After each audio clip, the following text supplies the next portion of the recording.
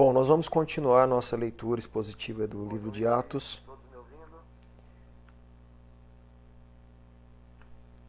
Hoje, especificamente, Atos, capítulo 6, do versículo 8 até o capítulo 7, versículo 50. Tá ok?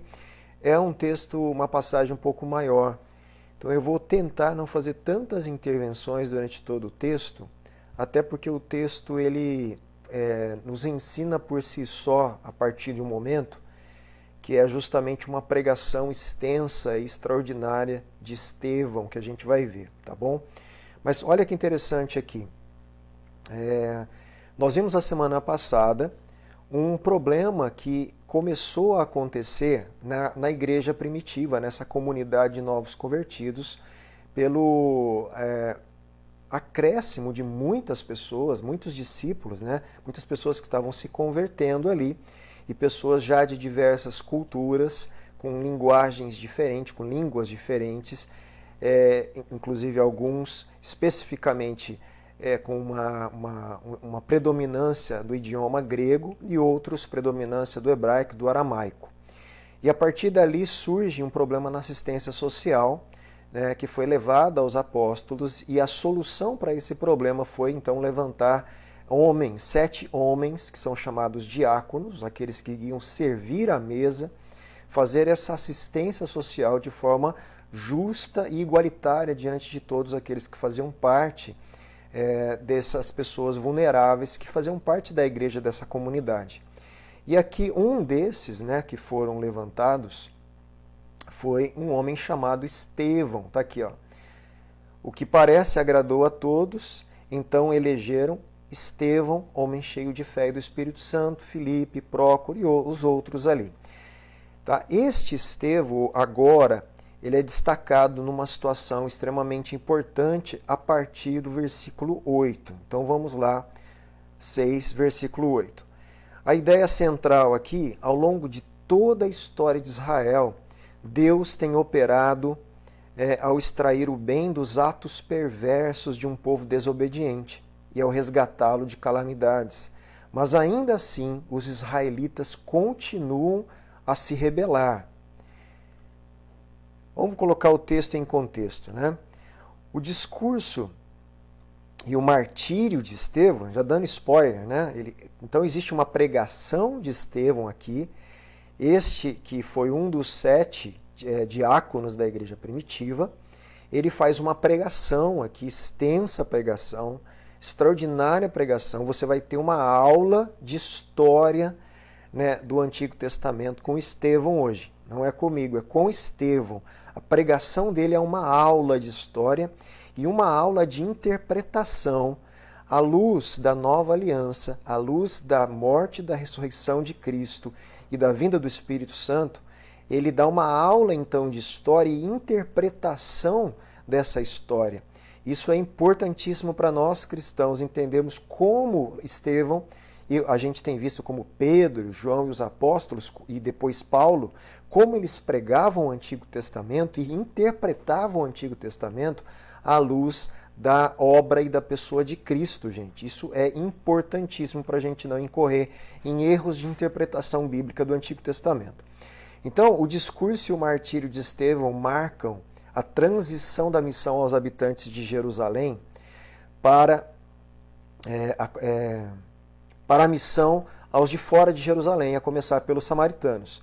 No discurso mais longo de Atos, Estevão não refuta as acusações contra si, mas transforma o banco dos réus em um púlpito no qual ele repreende seus acusadores. Do ponto de vista teológico, o discurso, né, de Estevão prepara o terreno para a inclusão dos gentios ao povo de Deus. Então, é o texto em contexto, aqui a ideia central, e a gente vai começar a leitura do texto a partir do versículo 8. Então vamos lá. Estevão, cheio de graça e de poder, fazia prodígios e grandes sinais entre o povo.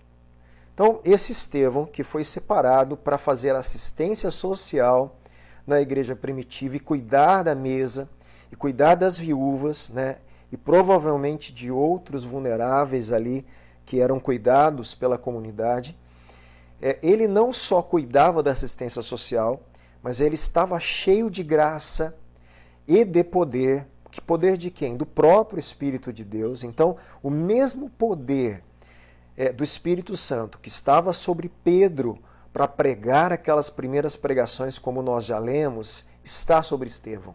A mesma graça, o mesmo poder.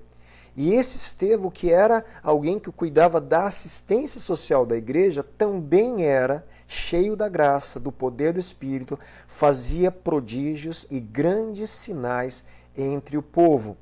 Lembrando e destacando que todos os que estão então na igreja, independente das funções eclesiásticas, têm a missão de pregar o evangelho, que é o que Estevão estava fazendo e vai continuar fazendo aqui.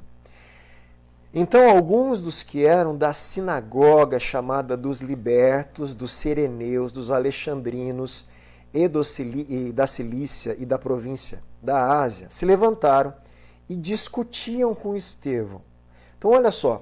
Então, a sinagoga é um lugar de reunião ali da religião judaica naquele lugar. Essa sinagoga especificamente era chamada dos libertos. E ela está composta, provavelmente, de judeus da diáspora. Judeus que moraram, então, em Cirene, em Alexandria, né, na província da Ásia, ou lugares ali, de outros lugares, e que agora estavam morando em Jerusalém e faziam parte, então, dessa sinagoga chamada Sinagoga dos Libertos.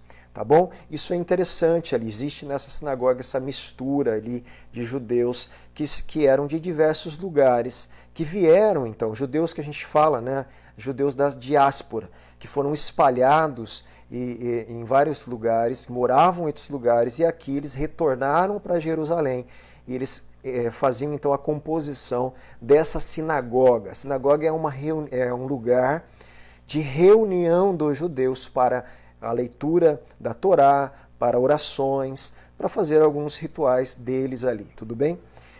Então, alguns dos que eram dessa sinagoga, eles se levantaram e discutiam com Estevão, tá? Mas, olha o que Lucas conta pra gente, mas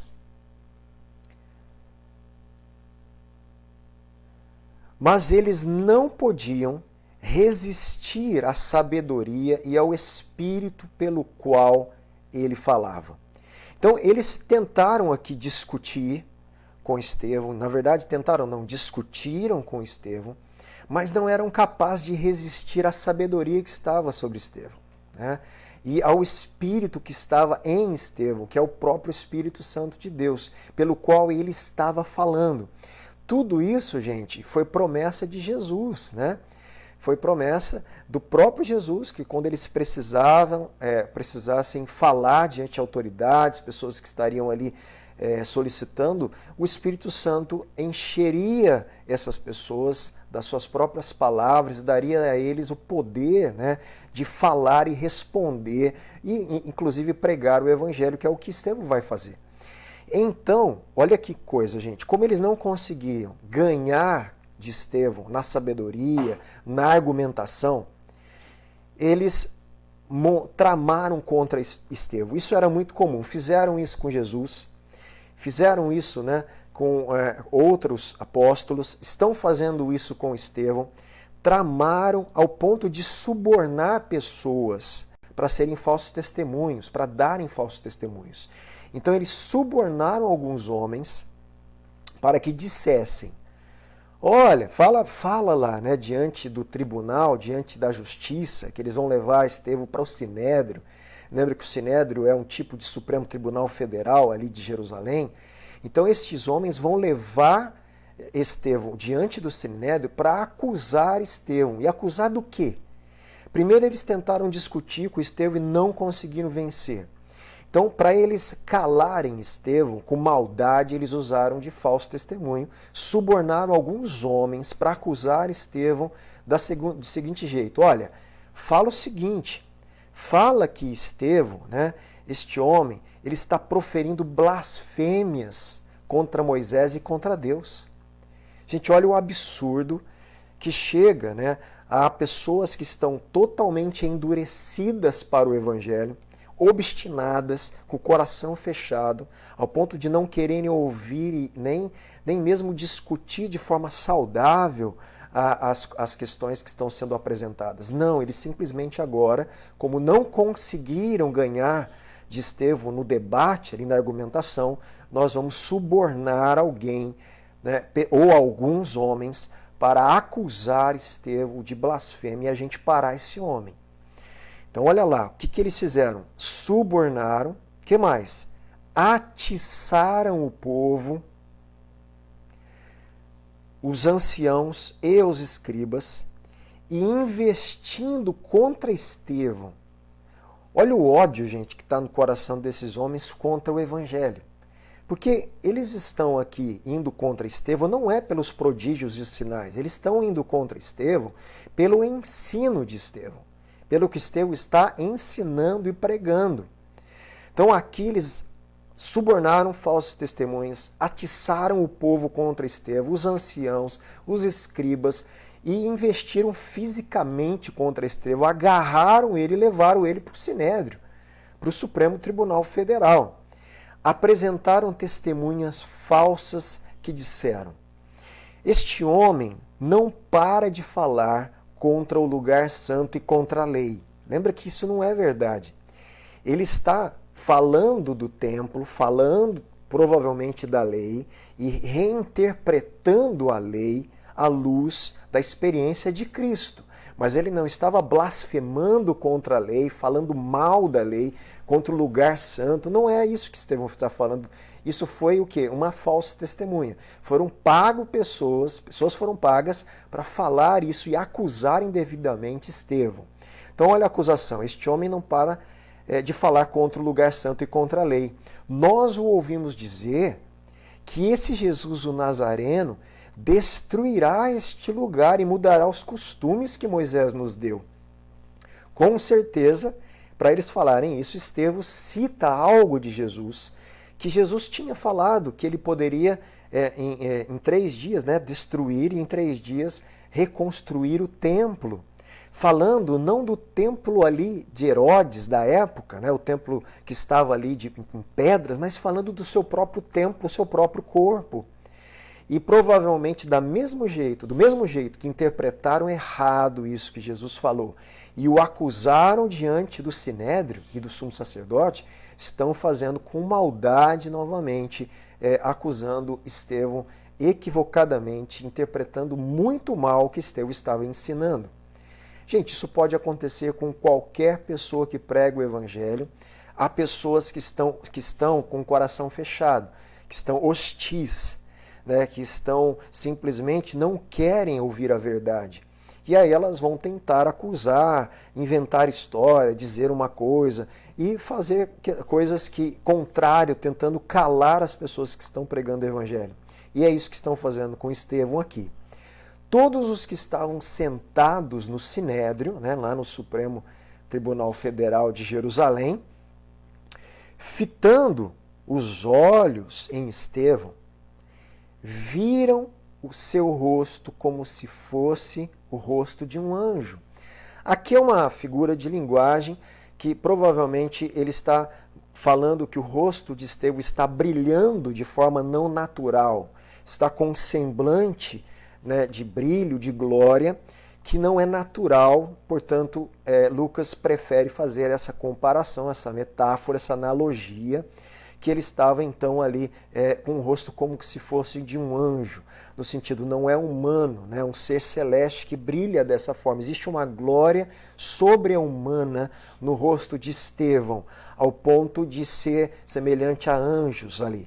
Tá? Lucas provavelmente quer mostrar que neste momento estava sobre Estevão a glória de Deus, estava sobre Estevão algo que os judeus deveriam reconhecer, né? Algo que os judeus deveriam não obstinar o coração e não fechar o coração, mas se abrir àquilo que Deus estava fazendo e entregando a eles através dessa mensagem que era o Evangelho, que podia salvá-los. Tá? Então, o sumo sacerdote, gente, que fazia parte do Sinédrio ali do Supremo Tribunal Federal, pergunta a Estevão: é verdade isso? Isso de fato é assim? Quer dizer, é verdade que você está falando mal de Moisés, da lei, falando mal, né, do templo sagrado? É verdade? Quando ele pergunta é verdade, preste atenção aqui. Em vez de Estevão se tentar se defender, ele vai aproveitar a oportunidade para pregar. Não importava para ele se defender-se pessoalmente. O que importava para Estevão, cheio do Espírito Santo, era cumprir a missão de ser testemunha de Cristo, aonde ele estivesse. Entenda isso, meu irmão, e se coloque no lugar dessas pessoas. Se ali você fosse indagado, é verdade o que você está falando? Provavelmente não, olha, estão inventando, estão fazendo falsa testemunha, olha, isso não é... Nós vamos preservar a nossa vida e nos defender de forma justa. Mas Estevão não faz isso, ele não perde a oportunidade de começar a pregar o Evangelho, começando da história dos próprios judeus, que ele também era, né, ali mais de fala grega, né, mas dos judeus que estavam indagando esse Estevão. Tá? Então vamos ver aqui a mensagem. A partir de agora eu vou tentar não fazer tanta interrupção. Preste muita atenção e aprenda a história do povo de Deus do Antigo Testamento com Estevão, cheio do Espírito Santo. Olha que extraordinário a pregação aqui. Irmãos e pais, escutem.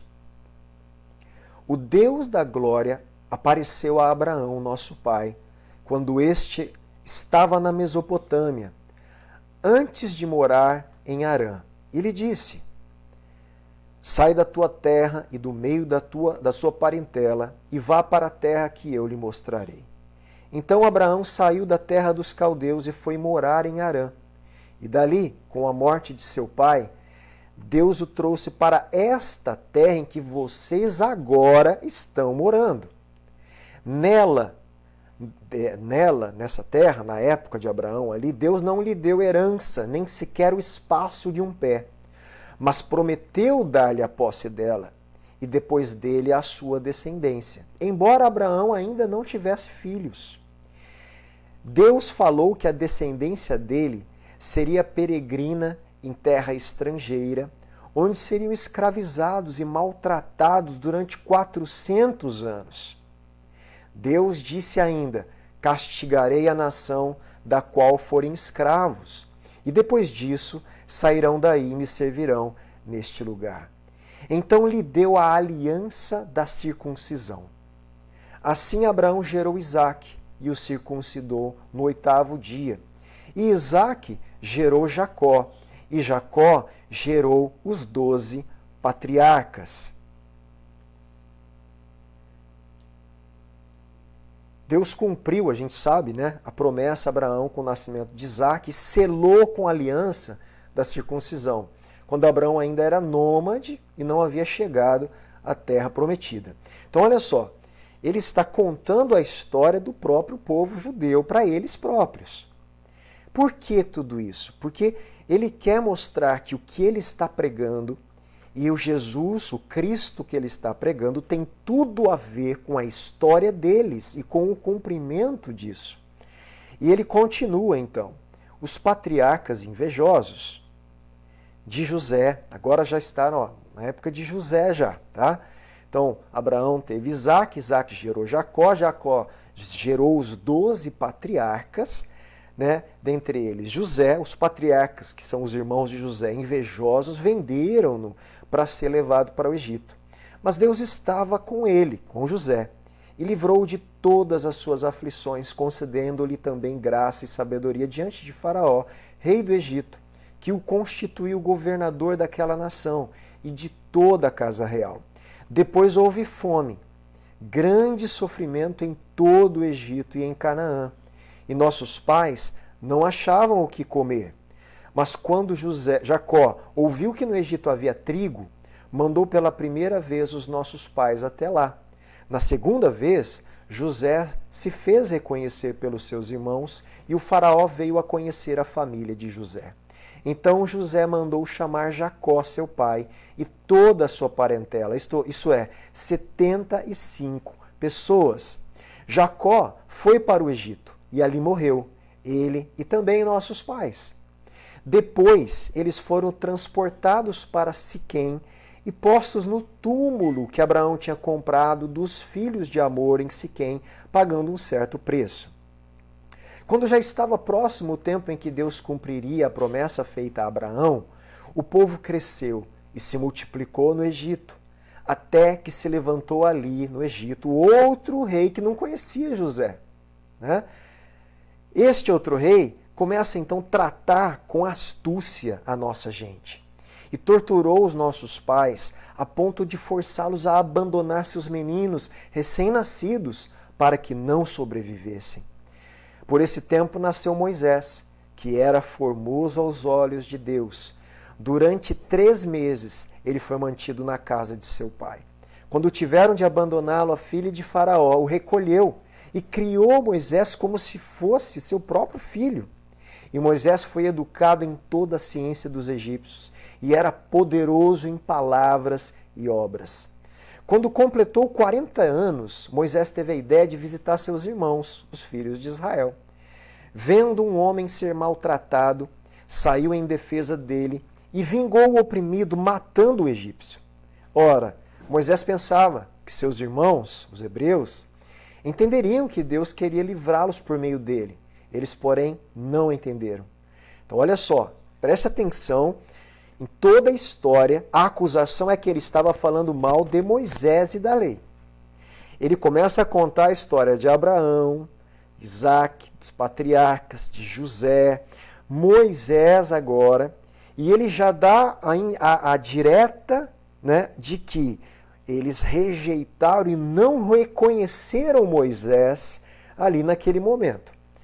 No dia seguinte, Moisés aproximou-se de uns dos que brigavam e procurou reconduzi-los à paz, dizendo: Homens, vocês são irmãos, por que estão maltratando um ao outro?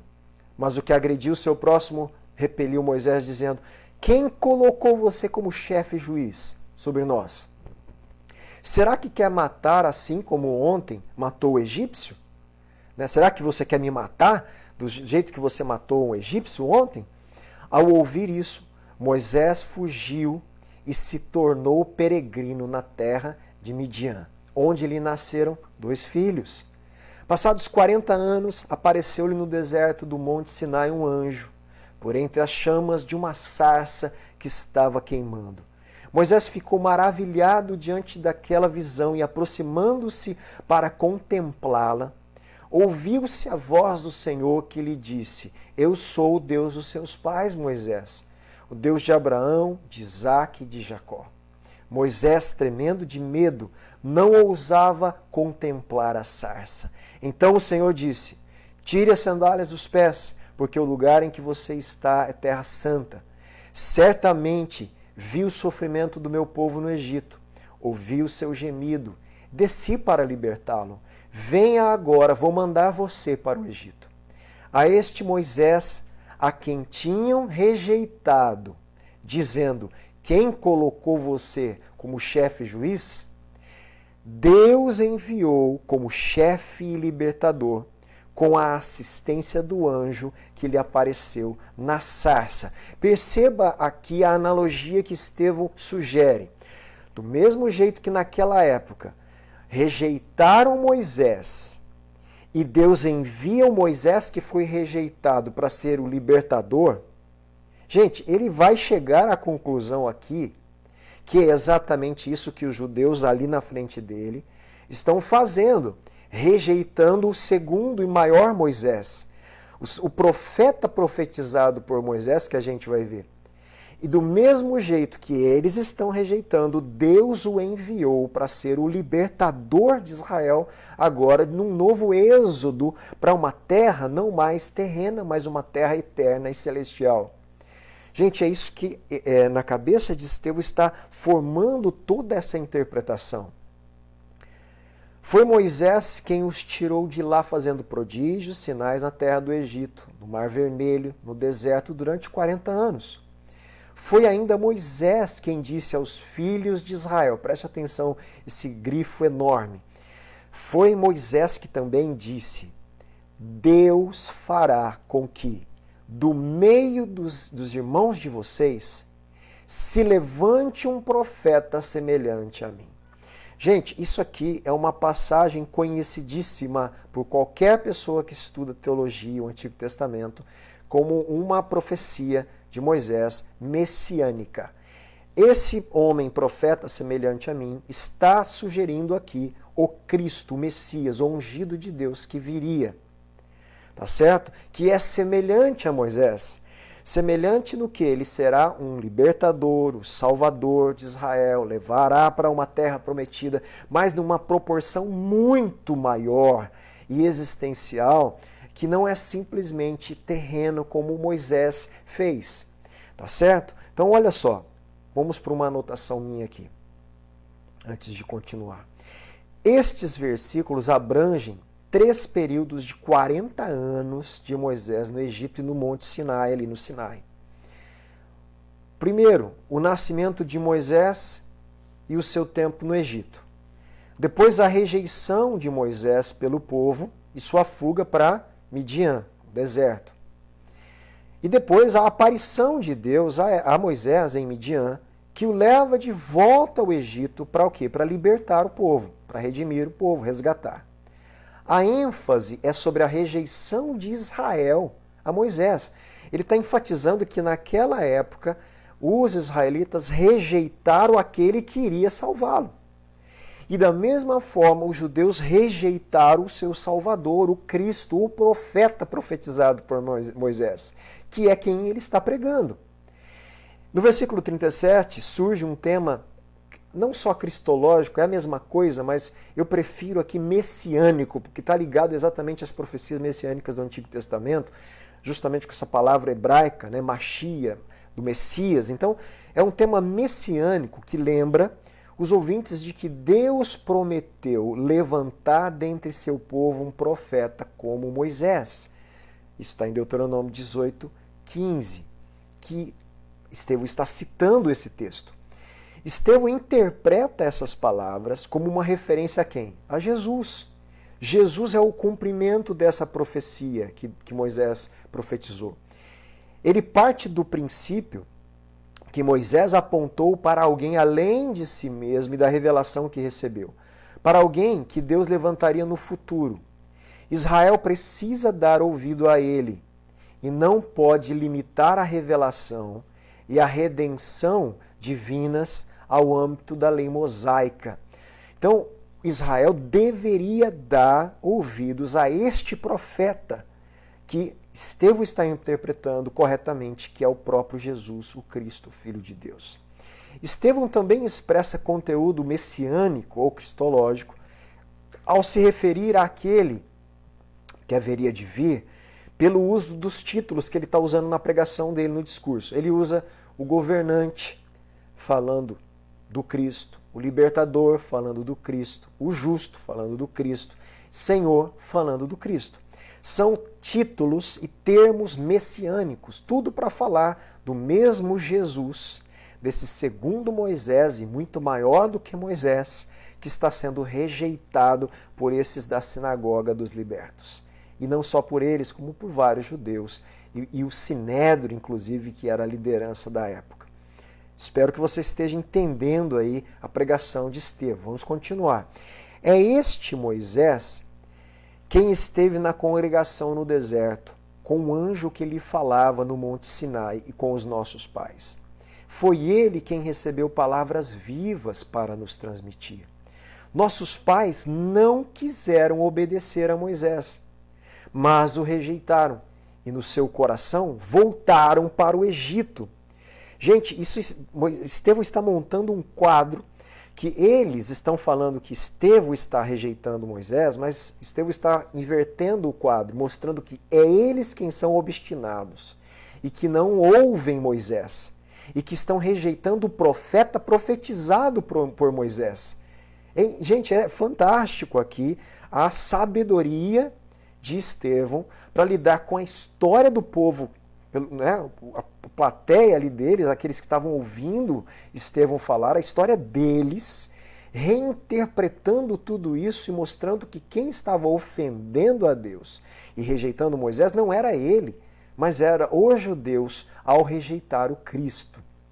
Dizendo a Arão, faça para nós deuses, né, que vão adiante de nós, porque quanto a este Moisés, que nos tirou da terra do Egito, não sabemos o que lhe aconteceu. Naqueles dias fizeram um bezerro, ofereceram um sacrifício ao ídolo, alegrando-se com as obras das suas mãos. Mas Deus se afastou e os entregou à adoração das estrelas do céu. Como está escrito no livro dos profetas, ó casa de Israel, será que foi para mim que vocês ofereceram vítimas e sacrifícios no deserto durante 40 anos? Não é verdade que vocês levantaram o tabernáculo de Moloque? Olha a acusação de Estevão ali para os judeus da história, né, aos antepassados que deixaram a Deus, deixaram a Moisés e levantaram o tabernáculo a Moloque. Eles sacrificaram os seus filhos a esse Deus. E a estrela de Renfã, o Deus de vocês, imagens que vocês fizeram para adorar, por isso vou mandar vocês ao exílio para além da Babilônia. Foi por isso que Deus sentenciou o nosso povo judeus e levou esse nosso povo ao exílio babilônico, porque eles deixaram a Moisés, adoraram outros deuses, deixaram a Deus e não reconheceram aquele que Deus enviou e a lei de Deus. Tem anotação, mas vamos prosseguir. Agora já na época do tabernáculo do testemunho, ali no deserto, Moisés ainda, o tabernáculo do testemunho estava entre nossos pais no deserto. Como havia ordenado aquele que disse a Moisés que o fizesse segundo o modelo que tinha visto. Também nossos pais, com Josué, agora, né, já citando já Josué, quer dizer, depois da morte de Moisés, tendo recebido o tabernáculo, levaram quando tomaram posse das nações que Deus expulsou da presença deles. Foi assim até os dias de Davi. Gente, ele começa a história do povo lá em Abraão e vem trazendo essa história, as partes mais importantes para o discurso dele no momento e o que ele queria passar, até Davi já, ó, que Davi obteve o favor de Deus e pediu autorização a Deus para construir uma casa para o Deus de Jacó. Mas não foi Davi que construiu, e ele fala, mas foi Salomão quem lhe edificou a casa, o templo de Salomão. Entretanto, vamos lá, olha só, entretanto, né, todavia, portanto, entretanto, o Altíssimo, Deus, não habita em casas feitas por mãos humanas. Deus não habita em casa feita por mãos humanas. Deus não habita, Deus não está contido. Deus se apresentava no templo na antiga aliança e Deus sinalizava a sua presença, mas o templo não era a sua morada, a sua habitação, o lugar onde continha a presença de Deus. Nada pode conter e fazer Deus habitar, né? Nada pode, gente. E ele frisa aqui, citando o profeta. Então ele não está usando nada, ele está usando tudo do Antigo Testamento para mostrar a esses judeus do que ele está falando e o que ele está pregando. Entretanto, o Altíssimo não habita em casas feitas por mãos humanas, como diz o profeta. Aí ele cita aqui o profeta. A citação aqui é de Isaías 66, de 1 a 4. Ele cita Isaías 66, de 1 a 2. Tá? Está citando aqui, ó. Poderia inclusive ler, olha lá, o texto de Isaías aqui, você pode conferir depois. Ele está citando esse texto e ele diz assim, como diz Isaías, então o profeta Isaías, o céu é o meu trono. Olha só o que Deus fala através do profeta Isaías. O céu é o meu trono e a terra é o estrado dos meus pés. Que casa vocês edificarão para mim, diz o Senhor? Ou qual é o lugar do meu repouso? Né? É como que se assim, o céu é o meu trono, né? A terra onde eu, né, coloco os meus pés. Como vocês vão edificar um lugar para conter quem eu sou? Não tem como. Eu vou transcender a tudo. Vocês não têm a possibilidade de edificar uma casa onde eu vou entrar dentro, né? E vou morar, vou habitar e repousar. Isso é impossível. É como se Deus aqui, quando ele fala do estrado no céu e na terra, quer dizer, Deus está em todos os lugares. Daí vem inclusive a doutrina teológica, né, da onipresença de Deus. Davi fala no Salmo, se eu colocar a minha cama, né, no céu, na estrela, na profundeza da terra, ali está. Para onde fugirei? Quer dizer, não tem lugar para onde eu fugir da presença de Deus. Deus está em todos os lugares. Não tem como. Como eu vou construir um lugar, então, físico e colocar esse que enche tudo e todos dentro desse lugar? Não tem como.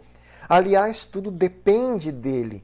Tá? Então aqui está o fato da grandeza de Deus, da transcendência de Deus e que nada pode conter a Deus. Nem o templo construído para Deus de Salomão, nem o templo que eles tanto idolatravam na época, que já tinha se tornado um ídolo ao ponto deles não conseguirem enxergar quem era o Cristo e o próprio Jesus sentenciar o templo e dizer que não ficaria pedras sobre pedras.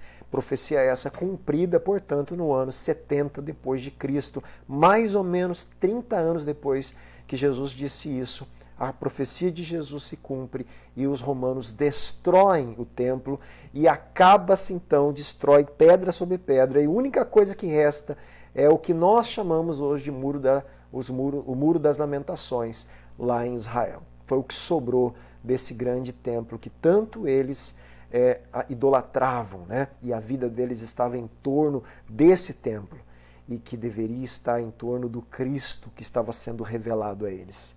E ele continua, não é de fato que a minha mão fez todas essas coisas? Então ele está citando nessa pregação aí Isaías 66. E aqui, vamos lá. O tabernáculo foi construído de acordo com o projeto de Deus, né, que Deus mostrou para Moisés no Sinai, e simbolizou a presença divina durante a conquista da terra prometida.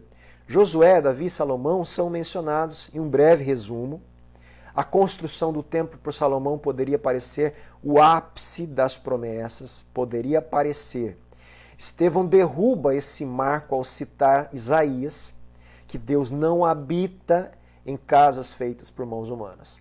Essa expressão é usada para condenar ídolos pagãos. O templo é comparado a um ídolo, gente, e não podia ser o cumprimento da promessa divina.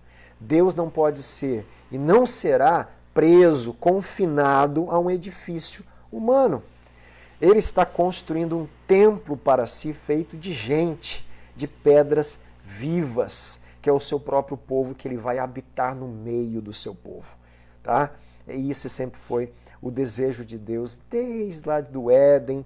Em Levítico fala que Deus ia habitar no meio do seu povo, em outros lugares fala que Deus ia habitar no meio do povo, e até mesmo em Apocalipse dizendo que Deus agora estará entre nós. Tá? Então esse foi o desejo de Deus e Cristo é exatamente o Deus habitando, se tornando homem e fazendo isso possível, nos resgatando, nos salvando, nos levando na eternidade a uma habitação eterna com Deus.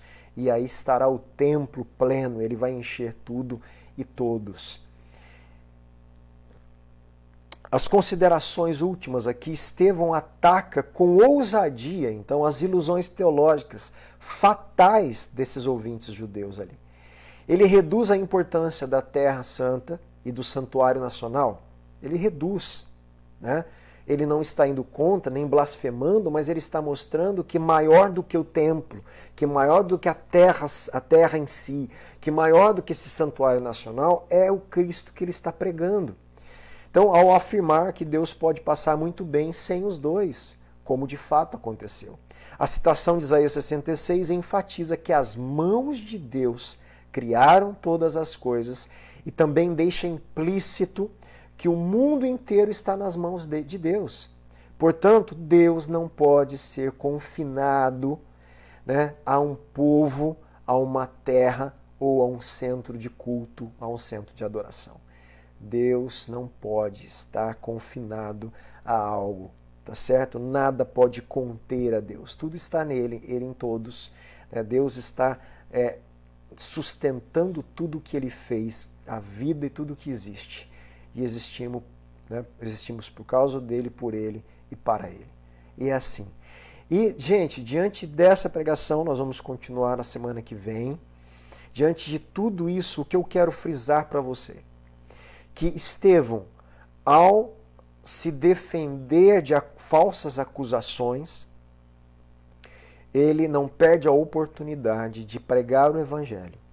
E ele começa a pregação do Evangelho contando a história do Antigo Testamento. E reinterpretando e colocando o Antigo Testamento no lugar e no devido lugar, para que eles entendessem, no final das contas, que mais do que Abraão, maior do que Moisés, maior do que o templo, era o Cristo que ele estava apresentando e que eles estavam rejeitando. Fica para a semana que vem ali, e para os próximos, continuação da história, a reação desses homens qual foi? Gente, a reação deles aqui deveria ser o quê? Como a gente sempre fala, arrependimento. É verdade, nossos pais rejeitaram Moisés. Será que nós estamos rejeitando o segundo Moisés? Realmente? Será que nós estamos rejeitando o profeta profetizado por Moisés? É isso que Estevão está falando de nós? Será que nós também temos o mesmo coração rebelde, teimoso e obstinado que os nossos pais tiveram no deserto contra Moisés e abandonaram e fizeram adoração para outros deuses e ídolos? Será que nós também estamos assim? Essa era a reflexão que Estevão estava a princípio aqui querendo que eles fizessem.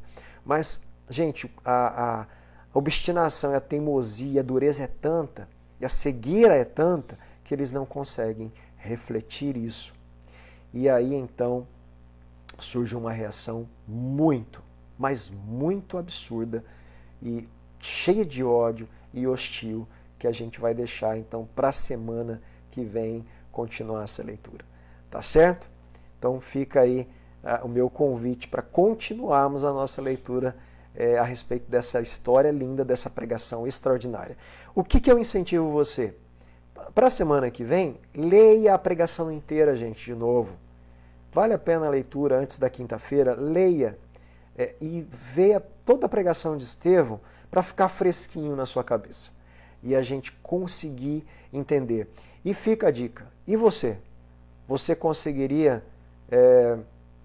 pregar o Evangelho usando o Antigo Testamento?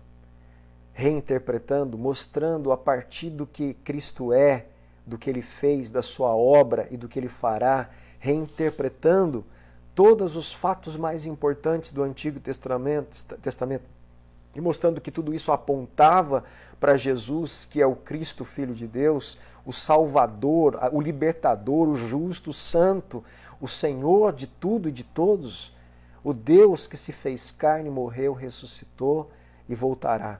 Nós precisamos estar preparados para, quando precisar, e em todo momento anunciarmos essa mensagem, explicando para as pessoas, né, tudo isso. Eu conheço aqui tanta gente que conhece decora o Antigo Testamento, conhece muitas passagens, muito mais do que eu, porque eu sou muito ruim para decorar passagens, sou péssimo, mas pessoas que conhecem decor, fantástico, como eu gostaria de saber decor, assim como muitos, mas infelizmente interpretam de forma totalmente errada o Antigo Testamento. Interpretam com uma mentalidade ainda da Antiga Aliança, como os judeus faziam. Gente, nós precisamos aprender, lendo Atos, como Pedro usou o Antigo Testamento, como Estevão usou, como Filipe usou, como Paulo usou, como Apolo depois, né? Como todos os homens que estão pregando, como eles falaram do Antigo Testamento à luz do que estava acontecendo, da morte, da ressurreição e da vinda do Espírito Santo no Pentecostes. A partir desses acontecimentos e da aliança com Cristo, nós temos que olhar para o Antigo Testamento e fazer interpretação correta. Entender coisas que devem ficar lá, que não podem ser mais feitas. Entender algumas coisas que são sombras e que apontavam para a nova aliança, para o Novo Testamento e para Cristo. E outras que devem continuar, mas com uma prioridade diferente. É extremamente importante para não cometermos várias heresias que a gente acaba vendo pessoas fazendo por interpretarem errado, né? E não lerem o Antigo Testamento do jeito que Jesus ensinou. Lá em Lucas, tem uma baita de uma aula lá de interpretação bíblica em Lucas, quando ele se encontra com os discípulos no caminho de Emaús, vai lá e leia. E como Pedro nos ensina nas suas pregações, como Estevão está nos ensinando, como Paulo vai nos ensinar, e assim por diante. Tá bom? Então vamos continuar o nosso empenho de ler a palavra, conhecer a palavra, crescer no conhecimento do Evangelho. Amém, meus irmãos? Deus os abençoe. Até quinta-feira que vem, em nome de Jesus. Deixa eu dar um oi para vocês aí. Mais informal, como a gente tem feito no final, né?